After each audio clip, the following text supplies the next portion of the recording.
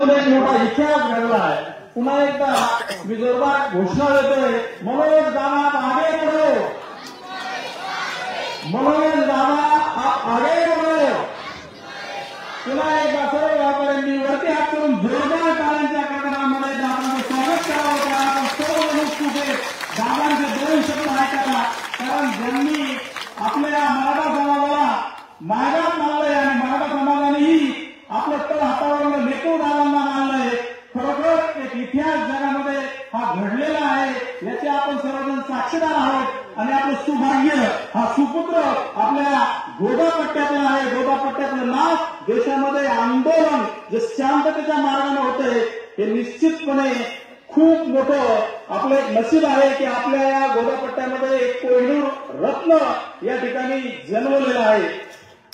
मी दादांना विनंती करतो, आम्ही तुमचं मार्गदर्शन सखोल ऐकायला उत्सुक झालेलो आहोत। तसंच या ठिकाणी आपली जेवणाची व्यवस्था झालेली आहे, तरी सुद्धा आपण मनमुराद आम्हाला मार्गदर्शन करावं।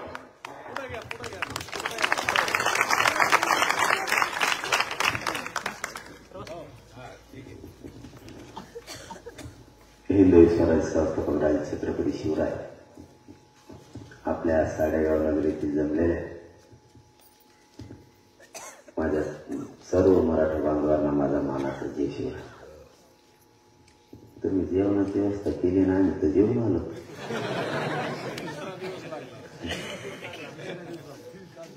आम्ही दुपारचं जेवण 5:30 वाजता केले। गावाले कदरले आम्हाला त्यांना 12 वाजता येऊन म्हणजे 5 वाजले तरी येणार, यांचे 12 वाजते। त्याने डबल तेच गरम केलं ना आम्ही मग तेच खाल्लं। मी तरी काय करू, वेळच तशी आहे। समाजात गावागावातले लोक रस्त्यावर उभा राहतात, शेतातले सुद्धा रस्त्यावर यायला लागले। मग मी कसा मराठ्यांना डावलं पुढे जाऊ, जाताच येते म्हणून उशीर होतो। इकडे आपल्या गोदा पट्ट्यात तरी बरं आहे, सरळ सरळ गावाचं नाव आहे। इकडे डायरेक्ट सभेचं नाव आहे, या गावापासून त्या गावापर्यंत जावं। मधल्या गावाला सांगितलेलंच नाही, तर डायरेक्ट गाडी लागत होतो। त्याला जर म्हणून तुमचं दौलत नाव नाही, तुमच्या गाला गाडी गपचीत झालं।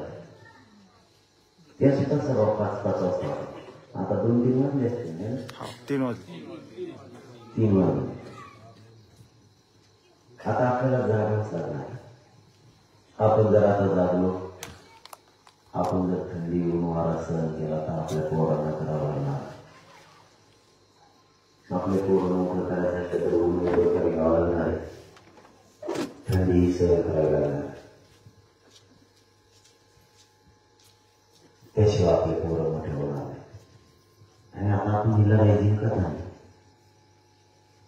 80% जास्त ही लढाई मराठ्यांनी जिंकली आहे। कारण हे तुम्हाला गावात येऊन काही सांगत, परंतु सरकार काय म्हणते आणि बैठकातून काय होते तुम्हाला टीव्हीवर बघायला मिळते। बघतात का नाही? टीव्हीत नाही त्यांच्या गावात, मग तेच कसं म्हणून प्रचारच हा म्हणजे सगळं टीव्हीवरच चालू। मी तर काही बोललो बनवतो असं झालेला, काही बोललं की टीव्ही द्यायला। मी आपलं पर्यटन टाकायला बसायचं बोलतो आणि ते काय दमतात दोन तरी। आणि मी आज मोकळ्या म्हणून सहज बोललो, मोठा नाही ते टीव्ही लावायला मी बोलत नसतो। एक येणेलं नाही पुढं असं ते त्याच्या पाडाशी वार शिकवली होती, ते मला फोटो काढायला आणि त्याने असं लक्ष पडणार काढायला लागली, मला नकच उडी देते, नकच उडवलं। मग इतकं टप्पू होतं नाही, त्याला मस्त दिलं पण ते रेटलंच नाही। त्यांनी टाकलेली ती कागानं ते मला रेटलंच नाही, मी तेवढंच म्हणलं तेवढंच टीव्ही लागलं। एक दिवशी एक पोरं मला काय आरोग्य राहिले, मी त्याला ढकलेलं 3 दिवस भरती लागले। आता सगळं टीव्हीवरती आणि सरकारमध्ये काय सुरू आहे तुम्हाला दिसतं। माझ्या काळात तरी 8 दिवसात 3-4 बैठका कधी झालेल्या, परवा झाली, काल झाल्या, माझी आणि शनिवारी पण दबाव तुमच्या ड्युटीचा आहे मराठ्याचे।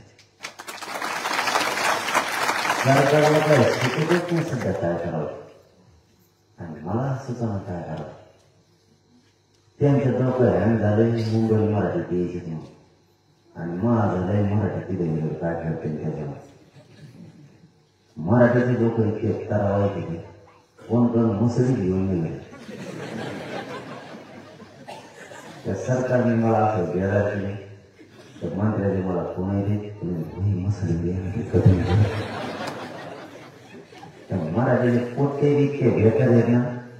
नीट बसायचं नाही एका इकडे टांगड्या सोडायला एका तिकडे सोडायच्या मसले आणि सगळ्या महाराष्ट्रात फोटो व्हायरल झाले. आता मसाले लेणे 7-10 पण सगळं सरकार गेला झालं त्या मसाले. मी परवा त्याला त्या साक्षाकडे गेलो होतो. 20-21 मराठी जमले.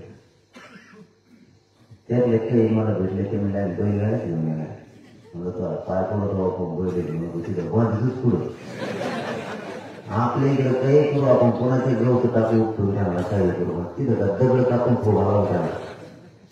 ते म्हणजे नाही आम्ही एवढंच येणार आहे ते मंत्र्याच्या दारावर बांधून ठेवले. तसं म्हणलं मंत्र्यांना टेन्शन आलं खरंच बंदी घेत काय आणि याला पुढून गवत आणून टाका. मी त्यांना लय वेळ सांगितलं आवश्यक तुम्ही मराठीच्या नादी नका लागू. तुमच्या भागावर तुम्ही मराठ्यांच्या हक्काचं आरक्षण द्या. मराठ्यांच्या पोराला तुम्ही तळकाला लावू नका. जर पोराला तळकाला लावून मराठ्याचे खवळे तुमचं काही खरं 7 महिने शांततेत आपण संघर्ष करायचं कसे काय करू शकतो. तुमच्या गावातल्या अर्ध्या लोकांना माहिती मी सुद्धा काय करतो. माझं तर एक स्वप्न नाही. माझ्या गोरगरीब मराठ्यांचे पोरं मोठे झाले याच्यासाठी मी रात्रंदिवस जीवाची बाजूला बोलत. मला कसं वाटतं इतक्या रात्री कोण येत असतं तुम्हाला माहिती. राजकारणी माणूस त्याच्या स्वार्थासाठी रात्री काढ्यावर तुम्हाला उठली. मी तुमच्या लेकरासाठी रातपाटी करायला लागलो. माझ्या लेकरासाठी महाराष्ट्रातल्या मराठा समाजाच्या पोरासाठी रातपाटी करायला. मला वेगवेगळ्याची वेळेस ज्यावेळेस ऍडमिट केलं ना 3 मिनिटापेक्षा जास्त बाबा शिकावं. तरी त्याच्यानंतर मी 2 दिवस जवळपास 37 ऍडमिट झालं. तुम्हाला 9 दिवस डॉक्टरने सोडला. मी या समाजासाठी रातपाटी करायला लागलो. असं इतके कष्ट करायचे काही गरज 2 दिवसांनी बघू असं म्हणतात. मला माहिती आहे आपण जर आता कष्ट नाही केले आपल्या मराठ्याच्या पोराला वाटलं ही संधी आता कष्ट करायची सगळ्याला. तुमची असं तुम्हाला जर तुमचे पोर मोठे करायचे असले ना एवढी संधी सोडू नका. कारण 1% जर पोर हुकला ना तर घरी रडतच यायला. त्या पोराचं आयुष्य एवढं वस्तू झालं त्या पोरीचं बदल. आई बापाने स्वप्न बघितलं होतं पोरग माझा अधिकारी त्यांच्या स्वप्नाचे लागले. रात्रंदिवस कष्ट केले पोरं शिकवले. बापाच्या डोक्यावर कर्ज होऊन बसले आणि पोरग नोकरी मिळाली. त्या आरक्षणाने आपला भाग केला आणि ते आरक्षण मिळालं. आत्तापर्यंत 54 लाख मराठ्यांना महाराष्ट्रात आरक्षण मिळाले. 54 लाख या आंदोलन यशस्वी झाले. आता जालना जिल्ह्यातले 1 नोंदी होती. 1 जणाला 70 जणांना लाभ मिळाला. म्हणजे 1 नोंद जर मिळाली तर त्याचा सगळा परिवार त्याच्यात घ्यायचा. म्हणजे त्याचे चुलते पुतणे त्याच्या आट्या सगळ्यांना त्याचा लाभ मिळाला. एक तर कालपूरच्या मातामाऊली माझ्याकडे सर्टिफिकेट घेऊन आल्या तर त्यांच्या एकाच सर्टिफिकेटवर 138 लोकांना लाभ मिळाला. एकाच नोंदीवर. आपण इतकं मोठं गणित करायचंच नाही. आपण छोटं गणित करू. जर 54 लाख नोंदी मिळाल्या एका नोंदीवर 4च फायदे देऊ आपण 4 लोकांचे तरी 2 कोटी मराठ्यांच्या पोरांना आजच आरक्षण मिळालं. 2 कोटी मराठ्यांच्या पोराचा आजच कल्याण झालेलं आहे. 3 लाख पट्ट्यातल्या 123 गावांना उभा केला होता आणि त्यातून पुरा राज्य येईल आहे. मी सगळ्या महाराष्ट्रभर मराठा समाजाचा आशीर्वाद घेण्यासाठी गेलो. पण माझ्या मनात कळकळ होतीच. 123 गावं राहिले. मलाही करमत नव्हतं गावा उचलण्याचं त्यांना आणि म्हणून सुरू केलं. आणि गोरापट्ट्यातल्या तुमच्या सगळ्या लोकांना जो शब्द दिला होता त्या शब्दाला मी आत्तापर्यंत सुद्धा जागा आहे. तुमच्या गावात इथंच येऊन सांगितलं तुम्ही नेलं तरी आत्मार म्हणून मराठ्यांना आरक्षण देणार. 2 कोटी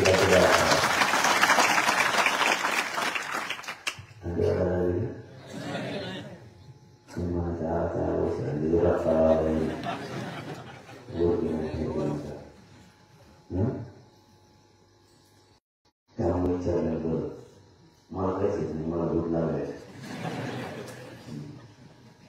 मला लागलं नाही, त्याला नाही लागलं ते बोलत होते ते तर कांद्यावरचं गॅस नावं नाही ना त्याला आठवतं काही बोलायला काही दिवसांनी सगळ्यात बेकार दिवस होता.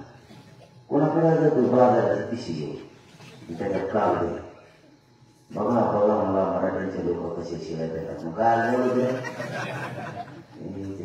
सगळ्या मराठ्याच्या आरक्षणाला विरोध करते. मराठ्याचे लोक स्विच आले मराठे कोणते एक अशी दोन देव इतके खूपशे रानात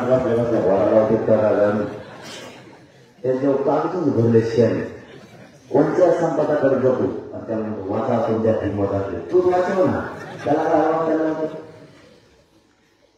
मराठ्यांच्या आरक्षणाला विरोध करतो. मराठ्याचे सोडणार कशी इथं ओबीसी वाटून आमच्या तितकं प्रेमाचं वातावरण आहे.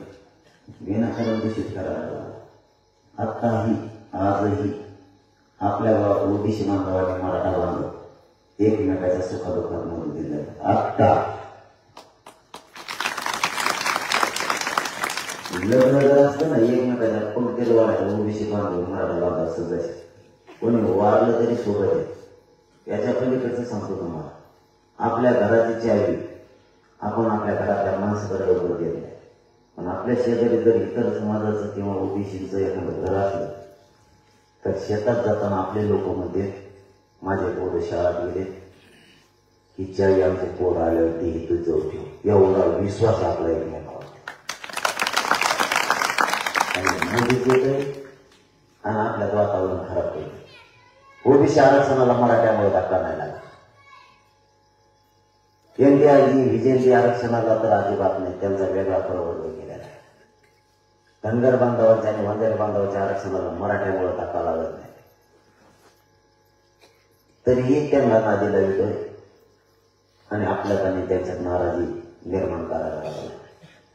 आपलं एकमेकावरती खरं सांगतो इतकं प्रेम आहे ग्रामीण भागात ते खूप एखादी जरा मोटर जळाली ना पाणी सुद्धा एकमेकात देते ती मोटरीचं म्हणजे तुझं पीक नको जवळ देऊ की माझी मोटर सुरू करत तुझं पाणी सुरू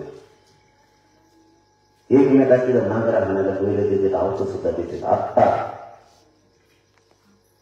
फक्त कापसा आपल्यातून आपण आपलीच इच्छिते त्याच्यावर कोणाचे नाही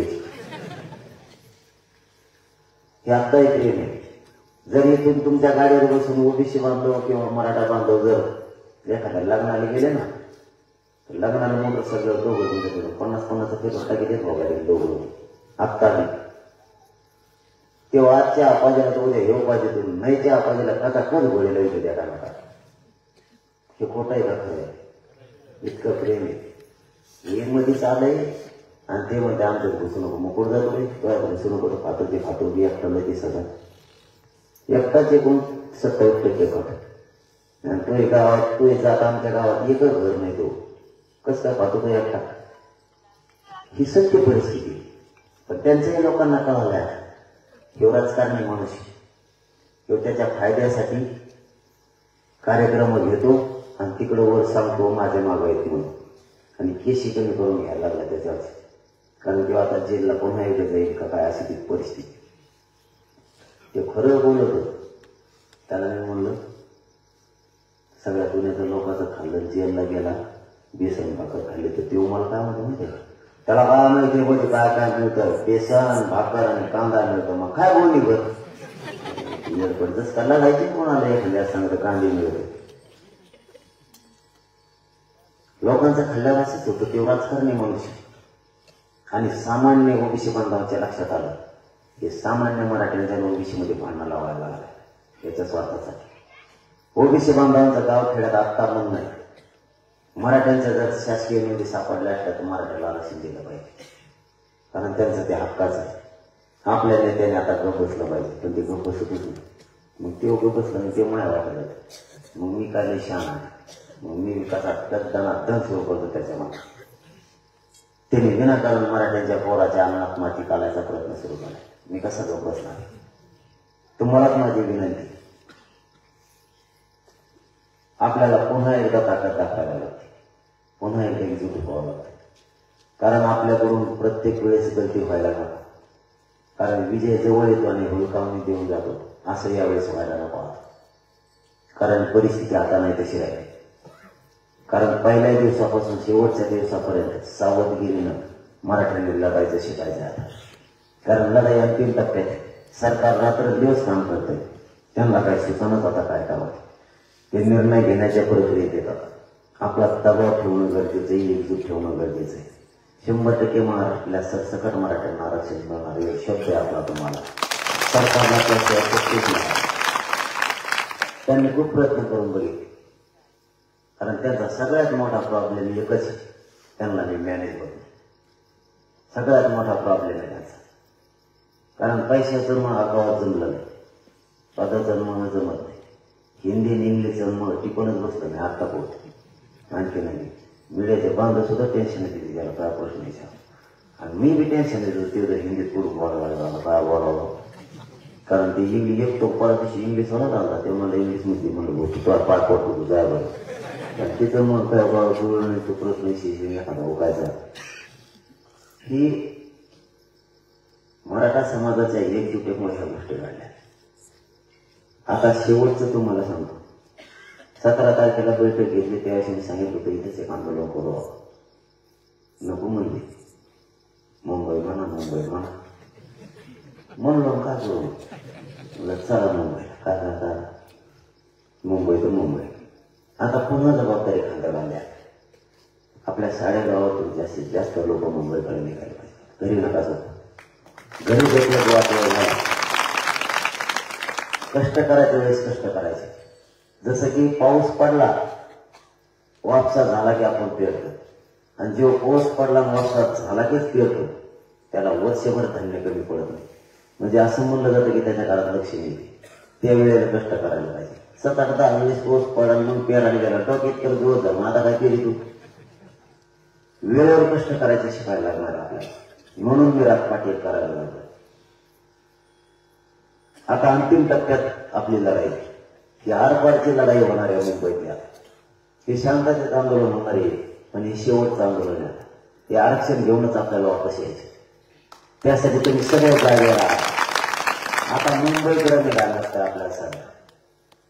मुंबईकडे गेल्याशिवाय पर्याय. आता ठरलंच तर मुंबईकडे.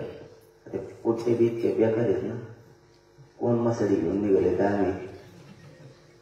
ते सरकारचे मंत्री मला इथे पैसे मंत्री मसडी निघाले काय आम्हाला आता मला माहित नाही कोण मसडी घेऊन निघाले काय झाले.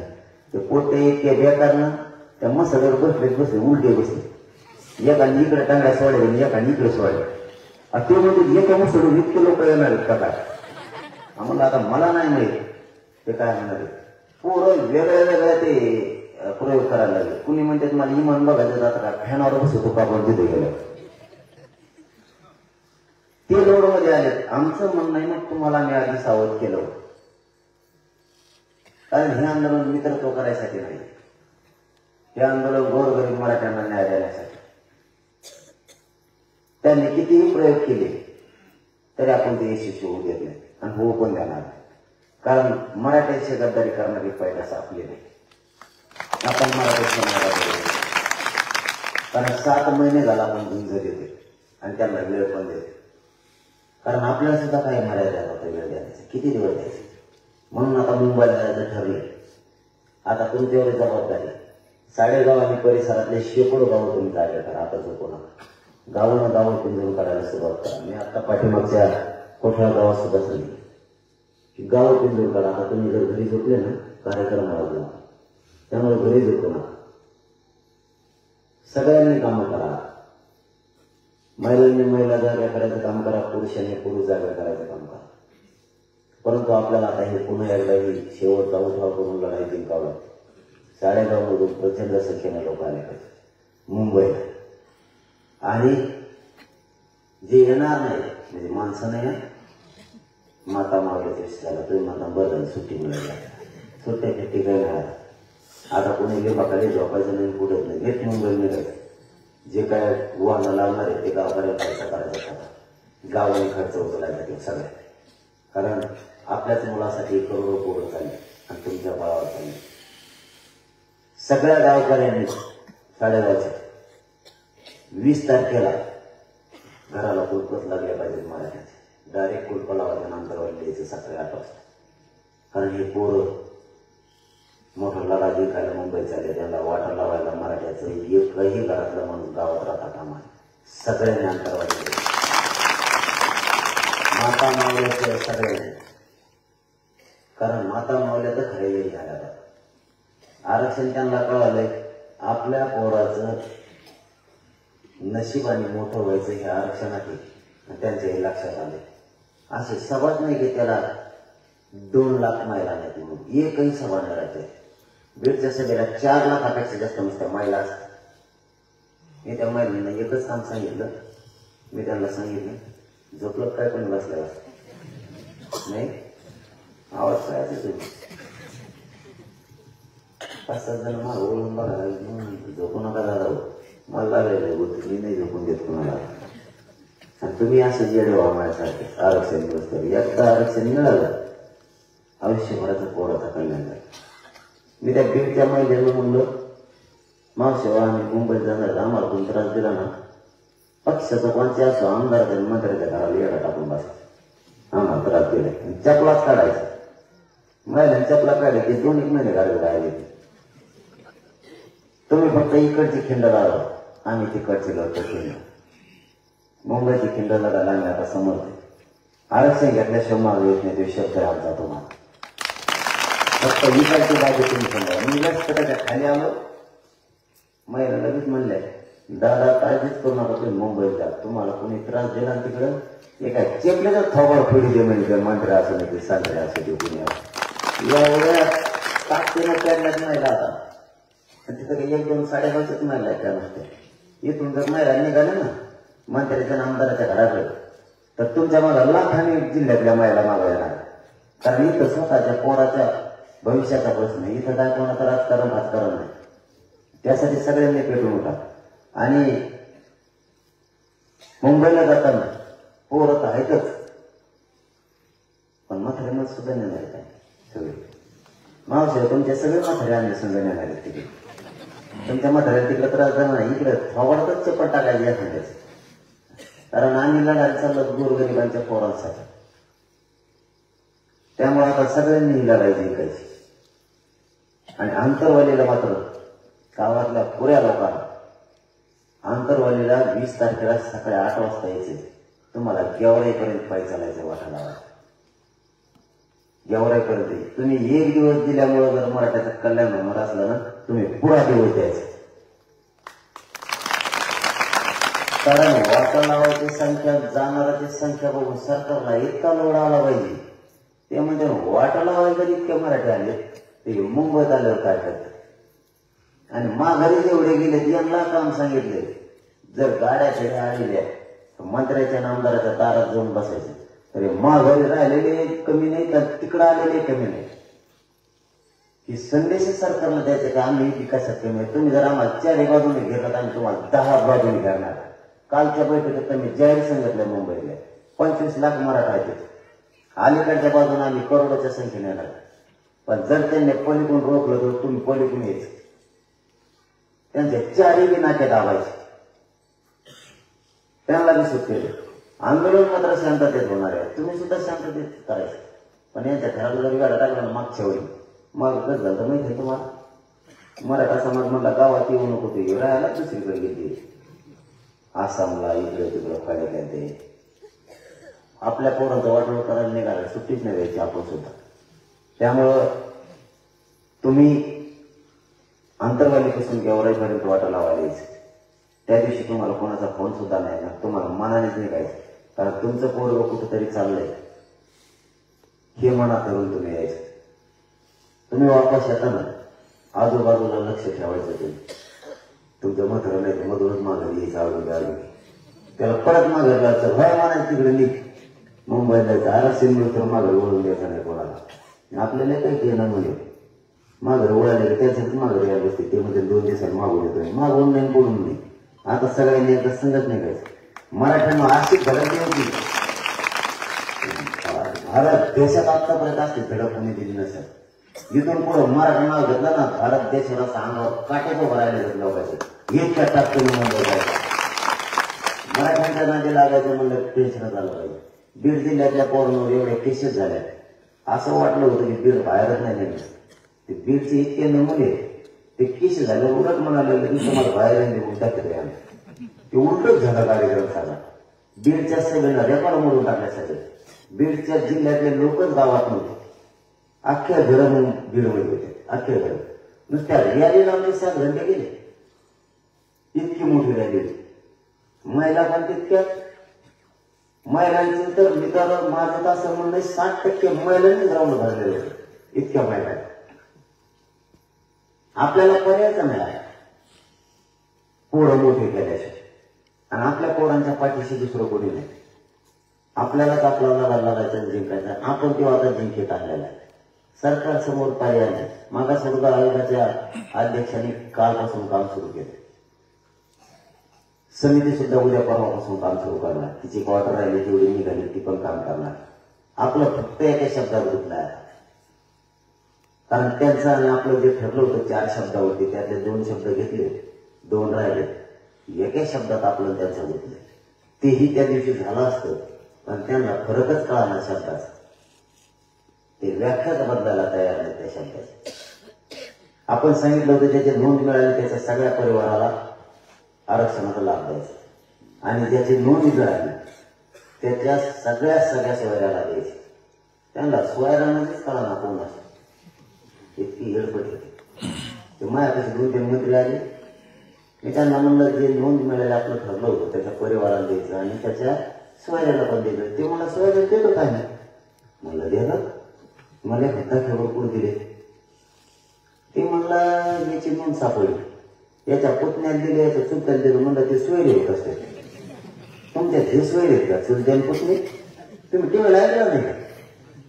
आपण टीव्हीवरच बोलत इकडे तिकडे बोलत नाही त्याच्यामुळे ते ऐकलं नोंदीचं त्यांना. ते म्हणले हे स्पीकर काम करतोय. कारण मी समाजाला आलो कोण काय ठेवलेलं नाही. सोयरे ते कसे होऊ शकते? ते तर भावकी झाले किंवा त्याचे नातेवाईक झाले महाराष्ट्रातल्या घरातले. ते सोयरे कसं होते म्हणजे तसं आहे की मुंबईत जातो आणखी माघारीत नाही राहते आपले एकही तिकडे सुरू त्याची खटपट. बहुतेक रविवारपर्यंत त्या शब्दावर येईल. त्या शब्दावर जर मिळालं तर मला नाही वाटत महाराष्ट्रातल्या मराठ्यांचं याकडे जर राहिले म्हणून. ते शब्द जर मध्ये घेतला तर ही बेड इतकं पसरलेलं राज्यात 1 साडेगावमध्ये जर नोट सापडली कोणाची पण त्याच्या सगळ्या सोयऱ्याला द्यायचं म्हणलं तर महाराष्ट्रभर एक बेड पसरलेलं पुऱ्या महाराष्ट्राला यायला मराठीच राहणार. तुमच्या गावात सापड्या नाही कोठड्याला तुम्हाला माहितीच काय मिळालं नाही. तुमच्या नामची काय भावकी होती का? त्यानंतर तर एक नाही. आता समिती येणार आहे 2-3 दिवस. समिती ती 34च्या नमुन्या सुद्धा घेणार आहे. 14 नंबर सुद्धा घेणार आहे. संस्थांमधले सगळे पुरावे घेणारे. आता राक्षस भवनला हजारो वर्षापूर्वीच्या नोंदी आहेत तिथेही घेतल्या जाणार आहेत. त्र्यंबकेश्वरला 22 खोल्या सापडल्या त्याही घेतल्या जाणार आहेत. पूर्वी राजस्थानचे भाट यायचे त्यांच्याकडे वंश ते पण घेणार आहेत. आता कोणाच्या 7 वाऱ्यावर किंवा खासरा पत्रावर किंवा पीक पाणी अहवालावर जर किंवा टिशीवर जर कू जरी असलं तरी त्याला कुणबी धरलं जाणार आणि शेती उल्लेख असला तरी कुणबी धरलं जाणार. त्यामुळे तीही त्याच्यामध्ये घेणार आहे. 25 खोल्या हैदराबादला सापडल्या निजामकाने त्यांचे अभ्यासक वाढवले आणि आज शासनाने कॅबिनेटमध्ये एक निर्णय घेतलाय महाराष्ट्रातल्या महसूल जेवढे कर्मचारी सगळ्यांच्या सुट्ट्या रद्द केल्या. एकालाही सुट्टी ठेवलेली सगळ्या रद्द केल्या. कारण त्यांना 7 दिवसात दोन्ही अहवाल द्यायचा असं प्लॅनिंग द्यायचे. मागासवर्ग आयोगाचा पण आणि समितीचा पण. म्हणजे यांची गाव लेवलपासून मंत्रालयापर्यंत यंत्रणा. आपण त्या दिवशी बैठकीत त्या मुख्यमंत्र्यांच्या बैठकीला मी होतो विषयद्वारे. त्याविषयी सांगितलं तुमच्या गावापासून मंत्रालयापर्यंत लोक तुम्ही ठरवलं तर 2 दिवसात सुद्धा होऊ शकते. फक्त मनुष्यबळ वाढवा आणि अभ्यासक वाढवा. कारण त्या मोडी लिपीचे अभ्यासक गरजेचे आहेत. फारसी भाषेचे गरजेचे आहेत. उर्दूचे भरपूर आहेत. एखाद्या दिवशी ते निर्णय ह्या 1-2 दिवसात घेणार. त्यामुळे सगळ्यात मध्ये सापडल्या जाणार. जर तिथं 25 खोल्या सापडल्या असल्या 1,00,000 मध्ये नुसत्या मराठवाड्यात सापडतात आणि 1,00,000 जर सापडल्या तर एक बी मराठवाड्यातला मराठा राहत नाही. आरक्षणात जायचं सगळे मराठा आरक्षण आणि ते काय करून करतात. मी हटतच नाही ना, त्याशिवाय मी हटायलाच तयार नाही. मी कोणासाठी लढतो? त्या गोरगरीब मराठ्यांचे पोरं मोठे व्हावेत म्हणून तर मी माझ्या जीवाची पर्वा करायला तयार नाही. तर डॉक्टरने तर मला सरळ सांगितलेलं असतं, तुमच्या अर्ध्या साडेगावातल्या लोकांना तरी माहित असेल, मला डॉक्टरने सरळ सांगितलं तुम्ही आता आराम करा. आणि मी खरं सांगतो तुम्हाला, ते 17 दिवसाचं ऑपरेशन झालं ना माझं आणि त्याच्यानंतरचं 9 दिवस माझं शरीरच मला साथ देत नाही. एवढी भयान परिस्थिती. माझ्या गाडीत त्याला मला माहिती मला किती टेन्शन आहे, कारण शरीर एवढं भयानक झालंय. कारण किडण्यावरती लिव्हरवरती सुद्धा सुजा आल्यामुळं एकदम मी परेशान आहे. त्यात असले उपतापत ते मधीची ते पेनारी यांच्याकडे बघत त्या आरक्षण संपून द्या. ते पेनाराकडेच मोर्चा फिरी तुम्ही जशी यांच्याकडे मोर्चा फिरेल्याशी जमत. 2-3 गोष्टी जर केल्या ना आपण आपली जात प्रगती व्हायला कशी करायला लागणार. मराठ्यांच्या लोकांना मराठ्यांच्या पोरांना आयुष्यासाठी एकदा आरक्षण मिळवून द्यायसाठी मराठ्यांनी लढायचं आणि मराठ्यांनी जर व्यसनच दारू सोडली ना मराठ्यांची प्रगती राज्यात देशात कोणीच रोखू शकत नाही, कोणीच. आणि ते बंद फोडायचे एक बंद करा. उगा इतकुल्या बांधून टोकरी तिथून 2-2 पिढ्या झाल्यात. बोला ना त्या काय का म्हणता माझी काय टोकरी तर ते बांधत 2-2 फुटं द्या सोडून. मी एकदा असं सगळ्यात म्हणलं तेव्हापासून लोकांना खरंच बांधून सोडून दिले बरं का. मराठ्याला भांडण नाही करीत. माझ्या ऐकावर जेवढं आलंय मराठ्यानं आता भांडणं कमी केले. मराठी एक दोन झाल्यापासून आणि मला माझ्या जातीचा खरंच अभिमान वाटायला लागला आणि गर्व सुद्धा वाटायला लागला आता या जातीचा. ते जातच बघायला लागले, लग्न सुद्धा बघायले. ते परवाचं झालेलं कुठे झालेलं चंदनवाडीला इंजिनियर पोरग इंजिनियर पोरगी दोघं ते लग्न ठरलं त्यांचं. मला बोललेलं मी लय शहाणा माणूस आहे, मला काय बोलायचं. ते बोलले ते नारायण शिंदे भाऊ ती मुलगी इंजिनिअरिंग मुलगा नाही वाटतं पण मुलगी इंजिनिअरिंग. त्यांच्या लग्नाला मला बोललेलं ती सुपारी पडायला. मला काय बोलायचं. ते 20,000 सामान घेतलं. मी गेलो म्हणलं साधे लग्न करा कशाला. ती म्हणजे 20 लाख रुपये खर्च येणार लागला. मारले नाही ते पोरीचा बाबी पोराचा बाबी कर्ज करीत करा म्हणलं. आत्ता राहिलं 20,000च लग्न जिकडे तिकडे लगेच. तेवढाच पसारा बांधला. ते पहिले कॅम्प लावले रिक्षाच आला की कसा काय फरक पडतो का. तुम्हीच मोठे झाले ना. 10-10 लाख रुपये तुमचे वाचले. असे 1300 लग्न झालेत मोठ्याने. साधे लग्न केले म्हणजे समाजात बदल व्हायला लागला. लोकांनी बांध सुद्धा सोडून दिले. आता 1-1 फूट सोडून दिले. अहो पाऊस पडला नुकसान झालं काय करतो आपण पावसाच्या देतो करून. मग त्यापेक्षा त्या बांधात काय घेतलं तुमचं त्याच्यामुळे वादा करा द्या नाही 1-1 फूट सोडून. 2-2 पिढ्या झाल्या आपले लोक बोलणार त्या बांधाकडे आणि राजकारणी निघले ते जरा 2-4 दिवस ते राजकारण आपले टकोरेच फोडायला लागले. त्या कोणाला ते एकच दिवस करा नका करू मताचा मी नाही. 1 दिवस करा दुसऱ्या दिवशी काय घटना भेटला एखादा उगाच दुश्मनी घेण्याने दिली. अरे सुद्धा होत लागला. यांचे विचार पटत 40-40 वर्ष झाले. एका रात्री एका नकात गेले. आता कुठे गेली दुश्मनी आणि आपण यांच्यासाठी दुश्मनी वाढवली. 1 दिवस करायचं काटा मतदान करायचं ते सोडून दुसऱ्याचे काय टाकायचं निघायचं. आपण एका वर्षी बदलत. आता आपले पोरं डोळ्यासमोर ठेवा. आपले पोरं आपल्याला मोठे करायचे हे डोळ्यासमोर ठेवा. त्यांच्यासाठी आरक्षण व्यवसाय कसे देता येतील याच्यासाठी आपण प्रयत्न करायचा. कारण मी आता परवाच्या 60 विद्यार्थ्यांचा विषय होता 1400 जणांचा मार्गी काढला. आणि आपल्याला हे कामं करायचं का. काही कामं तर शेत मला आता लाईव्ह असल्यामुळे सांगतो सुद्धा यायला इतके कामं करून घेतले.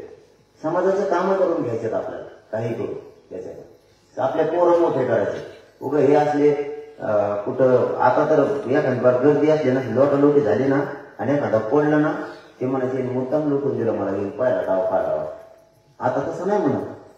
आता पडलं तरी म्हणतात पडला असं ते चुकीन त्याचा मोठवा झाला. एवढा बदल आपल्या समाजात व्हायला लागला आणि एकजुटच गरजेचे आपल्याला. कारण चारही बाजूने आपल्यालाच घडलेलं आहे सगळे. आपल्या जातीला काय केलंय कोणाचं माहित नाही पण आपल्याला संपवायला सगळे निघाले. पण त्यांना हे माहित नाही 50-55% आपण एकटेच आहे. सगळ्याची पाठ पुरायची ताकद आपल्या एकट्या मराठ्यात. पण त्याच्या ध्यानातच आहे ना, त्याच्या एकट्याचे येणं जास्त करून की त्याला मी खंबीर त्याची काळजी नका करतो. मी त्याला गिअरमध्ये आणल्याशिवाय सोडित नाही, त्याची काळजी नका करू. फक्त तुम्हाला आता पुन्हा जाता जाता एक विनंती, आता रात्रीचा खूप वेळ झाला, परंतु अशाच जागेला रात्र दिवस गावाची गावातील लोक आहे. आता गल्लीला फिरण्यापेक्षा घराघरातल्या मराठ्यांना समजून सांगा आरक्षण गरजेचं आहे म्हणून. घराघरातल्या मराठ्यांना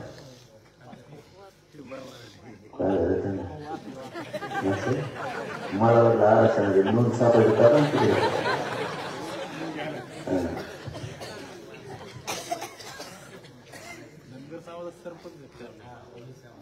आता आहेतच ते तर सांगतो, आता बंद करायचं होतं मला पण सांगतो.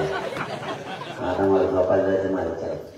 विनाकारण धनगर बांधवांच्या वंजारी बांधवांच्या आरक्षणाला मराठ्यांवर धक्काच लागत. ते वेगळा करून सेपरेट बांधा टाकून दिले. विषय राहिला 19%. 19% हे एकटा बसला.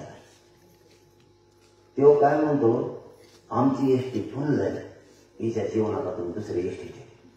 आता का चालवून घ्या दार लावून देतो मला डोकून तर बघून त्यात मोकळे आहे का नाही. टांगड्याला मग बसला एकटा तू सगळ्या एसटी तू दार उघड. ती एसटी भरलेली ती मोकळी एकटंच खात येईल.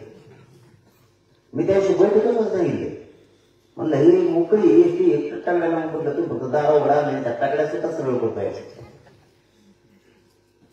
विनाकारण सांगतो, आम्हाला मान्य आहे धनगर बांधव आणि वंजारी बांधव ओबीसी, परंतु वेगळा प्रवर्ग वेगळ्या प्रवर्गाला धक्का लागला. ते उलट सुलट सांगत होते आणि त्याच्या राजकीय फायद्यासाठी गोरगरीब ओबीसी बांधवांचा आणि गोरगरीब धनगर बांधवांचा वापर करायला लागला त्याच्या राजकारणासाठी. त्याला मी ओपन चॅलेंज दिलं, तू जर ओबीसीचा नेता आहे ना, धनगर बांधवांनी आरक्षणाची मागणी केली त्याबाबत तुझी भूमिका स्पष्ट केली का त्याने आतापर्यंत. याचा अर्थ धनगर बांधवांनी समजून घ्यायला पाहिजे की हो राजकारणी माणूस याच्या स्वार्थासाठी मराठ्यात आणि धनगर बांधवात विनाकारण हा वाद लावायला लागला. धक्का लागत नसू कमून भूमिका स्पष्ट केली, मी तरी केली.